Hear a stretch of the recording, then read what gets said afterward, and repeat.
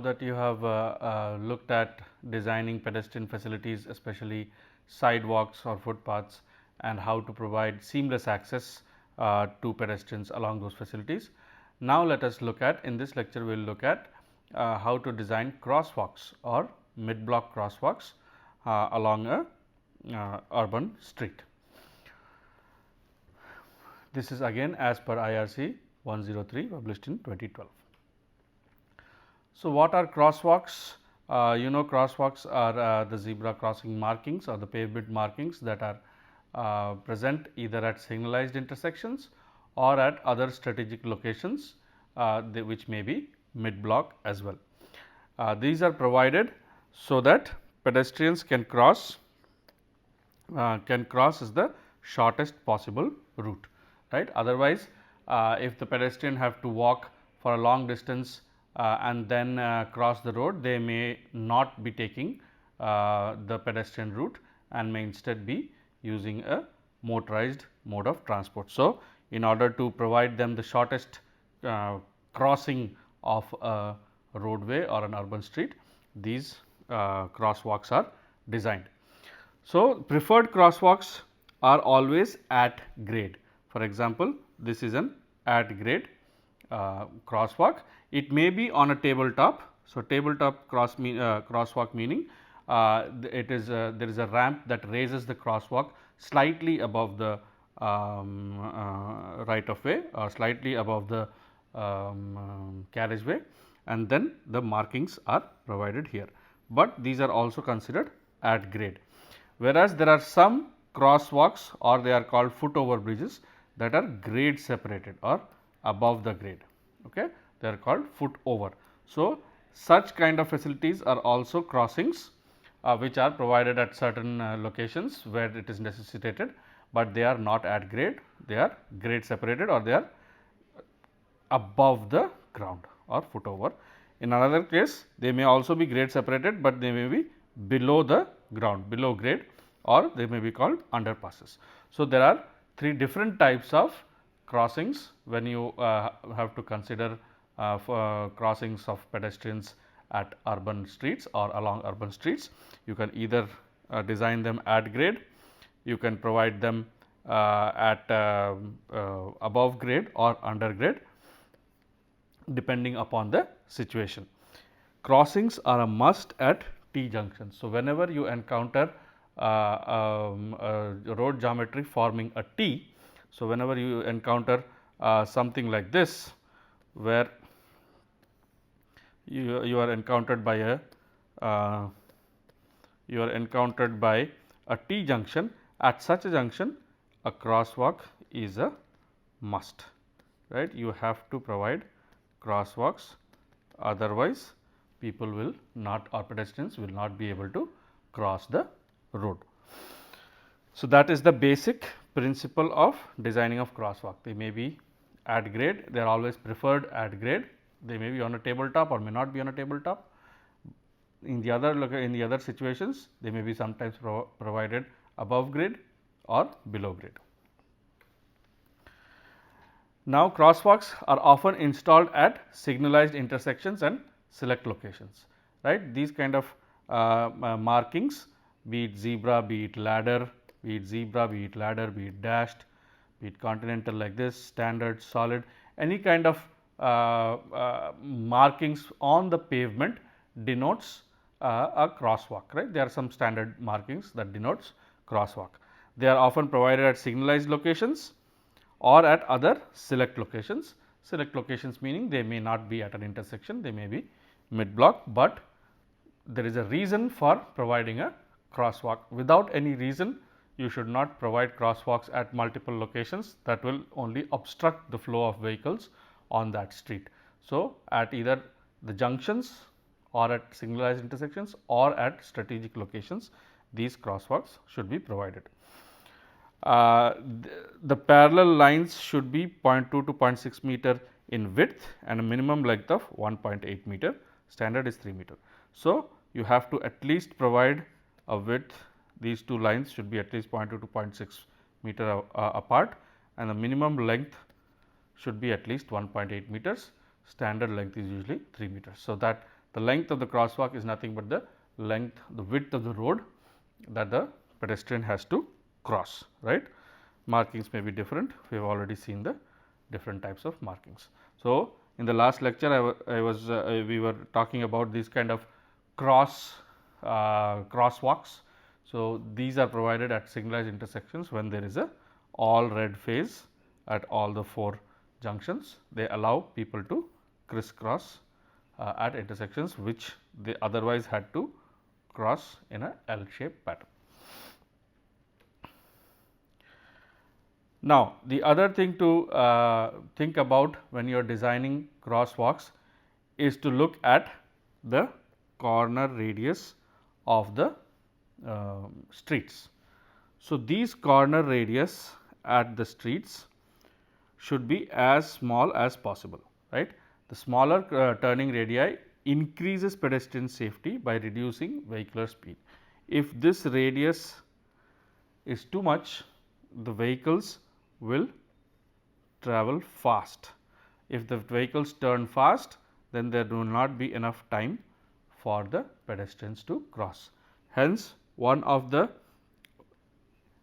safest designs at intersections that are always recommended is to have very small turning radii at the intersection. So, that is one thing you should always remember. The other thing to remember is the ramp slope. The slope of the ramp should be between 1:5 to 1:8. So, when you are designing this crosswalk on a tabletop, right. So, when you are designing the crosswalk on the tabletop, the ramp that you provide for the vehicles, this ramp allows the vehicles to slow down, because suddenly they see a change in inclination, they will slow down, and that ramp should be anywhere between 1:5 to 1:8 to ensure that the vehicles slow down at the crossing. Then the alignment with desired lines.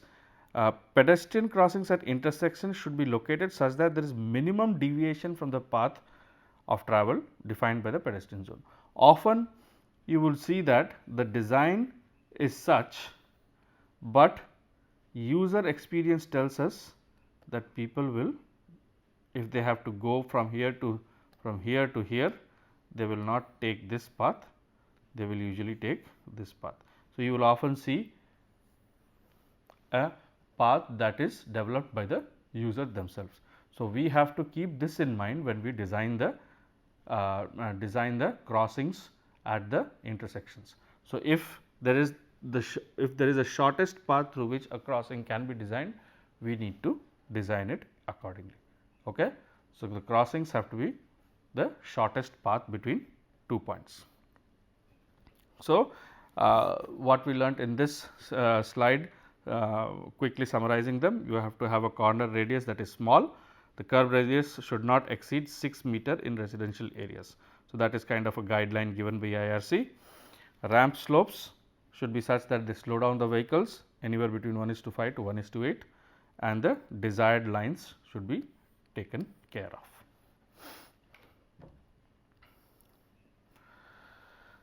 The other thing to remember is at minor intersections, if the how to design for a crosswalk, right. If the intersection is not signalized, it is acceptable to raise the crossings that are perpendicular to the minor arms, while the crossing at the major arms is provided at grade. So, what happens is, if it is an unsignalized intersection, right, there is no unsignalized intersection between a minor arm and a major arm, right. So, what is desirable here is raise the crossing that are perpendicular to the minor arm.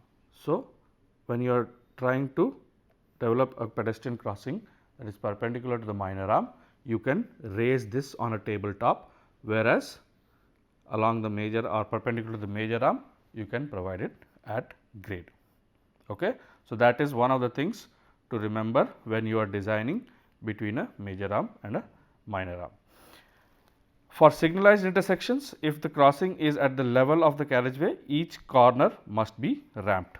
So, each of the corners must be ramped, right. So, if this is the sidewalk and this is the crosswalk, then there should be a ramp up, must be ramped. The width of the ramp should be at least 1.2 meters and the slope no steeper than 1:10. So, these are some design guidelines that ensure that there is a safe crossing, not only safe crossing for the pedestrian, but also keeping in mind the vehicles, so that they will stop or reduce in speed while at the intersection, which may or may not be signalized. So, you have to always remember the distinction between a signalized and an unsignalized intersection and how to provide a crossing at each one of them. Now, if it is a mid block crossing, the next scenario could be that there are two intersections wide apart, and in the middle of the two intersections, there are a lot of activities that happen. There are land uses along that street that ensure that there is a lot of pedestrian activity. Then you are bound to provide a mid block crosswalk. So, if this is the situation, where there are two intersections that are so far away from each other, right. So, these are the two intersections that are so far away from each other, and there is a lot of land use here that generates lot of pedestrian traffic. So, instead of not only providing crosswalks at the signalized intersections, you also end up providing crosswalks somewhere mid block as well. So, this is called a mid block crosswalk, right. So, a similar situation is shown in both of these pictures. How do you do extra care has to be taken while designing these mid block crosswalks, because it is in the middle of the block that the vehicles usually are at top speed, right. So, when the vehicle has just crossed this signalized intersection and is now heading south, it has already picked up pace because it has crossed this intersection, and only here will it eventually reduce pace because it is then approaching another intersection. So, in between, right here where the crosswalk is, it may be at a very high speed. So, when you are dealing with such a situation where there is high speed vehicles and no signals available, at such a spot when you design for a crosswalk, you have to be very careful and safety has to be paramount. So, what you usually do is you provide curb extensions for better visibility to on-road motorists. So, what you usually do is, if the curb is like this on both the sides and you want to provide a crosswalk right here, you usually extend the curb out a little bit. So, these are called curb extensions. You extend the curb inside. So that what now happens is, this vehicle that is coming here suddenly sees that there is something moving towards it. It sees the curb line move towards this vehicle and the vehicle kind of stops. So, somebody coming here, they will see that the curb line is moving towards this vehicle and they will stop, and on top of it you can have a ramp up on both sides, ramp up and ramp down on both sides, and have the crosswalk design. So, not only does it enable this vehicle to see better, to see the pedestrian try to cross better, it also shortens the distance that the pedestrian has to travel, right. Now, he or she has to travel that distance, whereas if there was no curb extension, they had to travel a little bit of a greater distance. So, what happens by curb extensions? It allows the motorists to visualize or to see the pedestrian more clearly, the pedestrian who is trying to cross, and B, it also decreases the distance that the pedestrian now has to cross along the crosswalk, right. So, that is one way of providing mid block crosswalks, is to provide curb extensions. The other way is to provide a median refuge island, allow pedestrians to look for gaps in only one direction at a time. So, the other way to do this is, you can have a refuge island in between and you can stagger the crosswalks, right. So, the crosswalk is now kind of staggered. So, the crosswalk is staggered. The person, this is a ramp, you have provided the ramp, you have provided no curb extension, but you have provided a ramp, and now because there is a refuge island here, this is either a refuge island or a median or whatever you may call it. So, because there is a space for the pedestrian to stand at that position, now he or she can only look at this traffic and not worry about this traffic while he or she is crossing these lanes.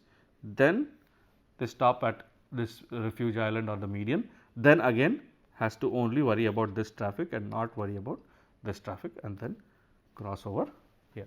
So, these are two different design methods by which you can design a mid block crosswalk.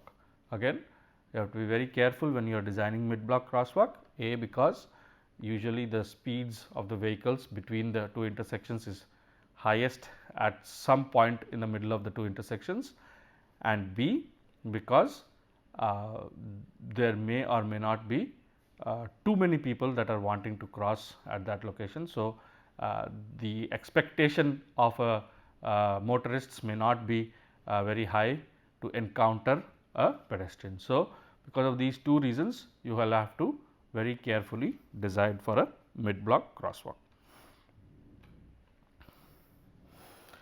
As per IRC, crossings not at but in between the street connectivity connecting two intersections.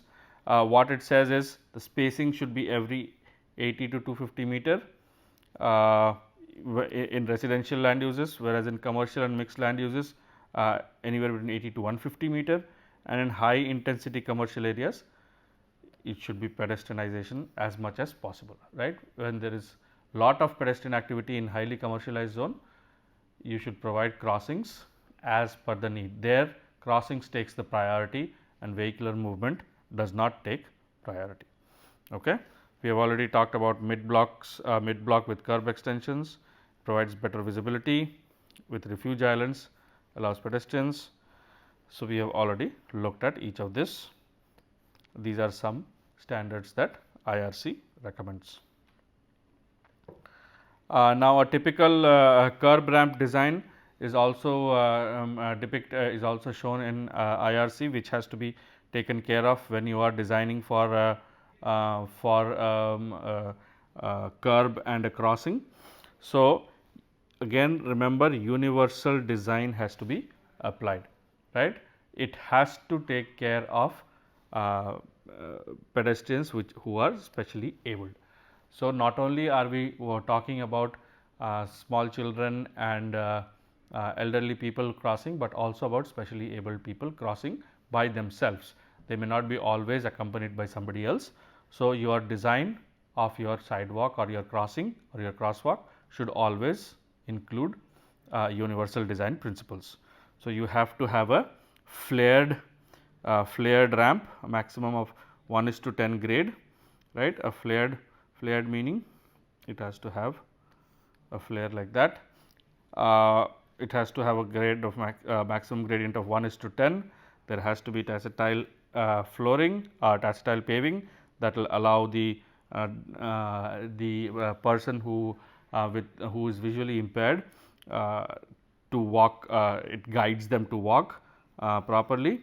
Then there has to be a guiding strip which is 300 mm wide that has to be provided, and then there has to be a continuous longitudinal tactile paving and guiding blocks, so that it enables the differently abled people to navigate through the sidewalk as well.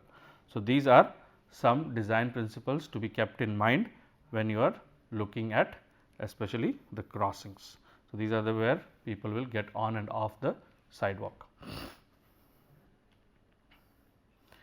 When it comes to pedestrian signals, we have already looked at how to design for pedestrian signals. Pedestrian signals are designed basically considering the minimum time gap required for the crossing, right, minimum time gap required for the crossing, and it is given by this formula, where the first part of the formula takes care of the time to cross, right, the time to cross the carriageway. The second one takes into account the time taken by rows to follow one after the other, because of the width of the crosswalk, there may be multiple people may be crossing in multiple rows and they may be queued up one behind the other. So, there is some time that is lost if there is queuing, and also if there are multiple rows there is friction. So, there is some time, additional time that it takes to cross the sidewalk, cross the carriageway, and the last one is the time taken to begin, right. So, you have to start from inertia. So, the people who are the closest to the pavement start first, whereas the people who are queued behind they start later. So, there is some startup time that is involved. So, this will give you the minimum green time for the pedestrian crossings at the pedestrian signal. So, if you have to design a pedestrian signal, you have to at least give that much green time, or which is called the minimum time gap in seconds, in order to allow for the pedestrians to cross. So, if you just look at a simple exercise where you have been asked to calculate the time gap for a platoon of 27 school children who are crossing 5 in a row, right, 5 children per row, consecutive time of 2 seconds, they have a consecutive time of 2 seconds between each other. Width of the crossing section is 7.5 meters and the walking speed of the children is 0.9 meter per second with a startup time of 3 seconds. So, how much minimum time gap should you give? You already know the formula for that. N, if you just have to find out n, you have 27 children and 5 per row. So, if you divide it by that, you are approximately, there are 6 rows that are formed, right. So, if there are 6 rows that are formed, you already know the width of the pavement, you already know the speed at which, average speed at which the children are the children are walking. You already know that 2 seconds is the consecutive time. So, time between 2 children walking is 2 seconds. You have calculated n as 6, 6 minus 1, and the startup time is 3 seconds. So, you are getting a time gap for the platoon as 21.33 seconds, that is needed for the entire platoon to cross that carriageway. Now, when you have to design a refuge island, you have already discussed about what a refuge island does. It allows for the pedestrians to cross 2 different streams of traffic by only looking at one stream at a time, right. If there are more than 2 lanes per direction, then a refuge island is usually recommended, right. If there are 2 lanes in one direction and 2 lanes in another direction, it is not advisable to provide just one long crosswalk, especially if the lanes are wide enough. So, you have to provide a mid block refuge island, then the pedestrian crosses one traffic stream, waits in that refuge island for a gap to cross the next traffic stream. So, the dimensions, refuge island dimensions should be the same. The refuge should be the same width as the pedestrian crossing, and the depth should be no less than 2 meters, right. The width should be the same as the width should be the same as the pedestrian crossing, right. So, if this is the refuge island, the width should be the same as the pedestrian crossing. The depth should be no less than 2 meter, enough to park a wheelchair. So, that is kind of a design criteria that has been given here. So, this should be as much as the crossing and depth should be at least 2 meters, right. The width should be as much as the pedestrian crossing width. So, this is the pedestrian crossing width and the depth should be at least 2 meters, so that a wheelchair can be easily parked on the refuge island.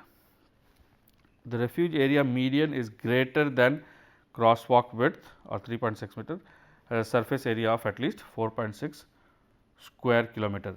If there is a refuge island, so if there is a refuge island that enables you to,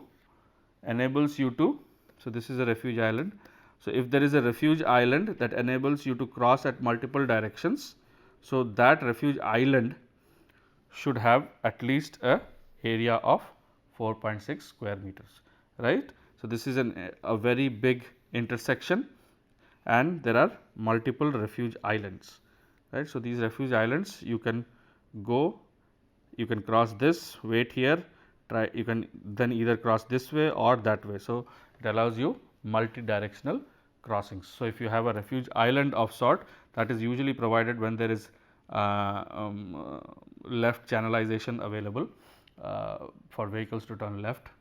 If they are channelized, then there is a refuge island that is provided here, where you can cross either this way or that way, and such a refuge island should at least have a area of 4.6 square meters.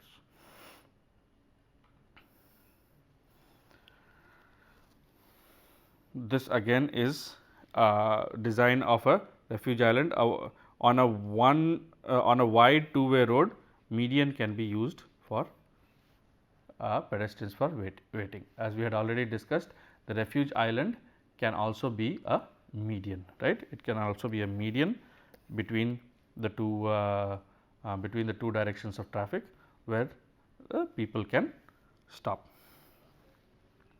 Best use of median, it can be landscaped with tree plantations, regular street temperature, and treating with filtering and stormwater. So, that is how you can treat a median. So, we often think that the median should not be taken care of. If there is grass growing on the median, that is the last thing that we should be thinking about. Usually that is not true, because medians are for not only for beautification and landscaping, they have other functions as well. So, the medians have to be properly taken care of, because one of the functions is that it may act as a refuge island for pedestrians. This is another example of a crossing design for specially abled person.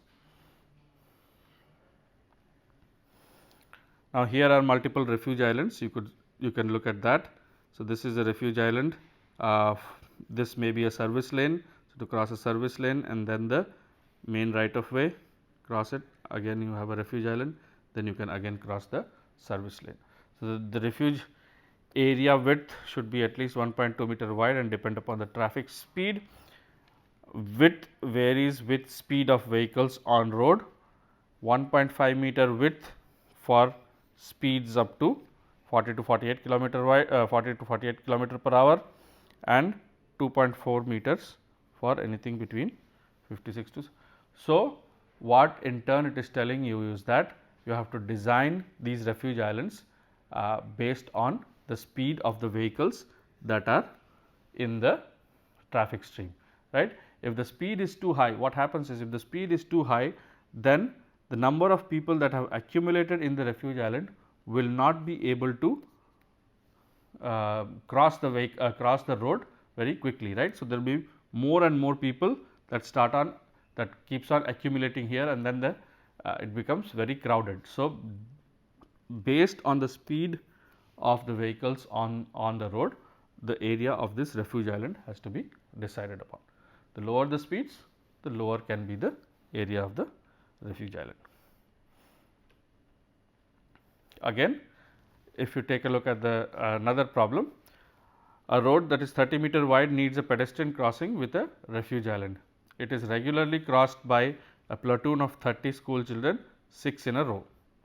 These children cross with a consecutive time of 3 seconds, a startup time of 3.5 seconds, and a walking speed of 1.1 meter per second. To increase the comfort of the pedestrians while crossing, the city officials decide not to set up pedestrian green time of the pedestrian signal beyond 30 seconds, right, not more than 30 seconds. Determine and justify the position of the refuge island on the cross section of the road. So, if you are told to do such an intervention, such a design, what should you do? You should first calculate what is the green time, or what is the minimum gap that should be provided for this kind of a situation. You should calculate n. You already know there are 30 students that cross 6 in a row. So, and you have been told that a maximum of 30 seconds of green time is given.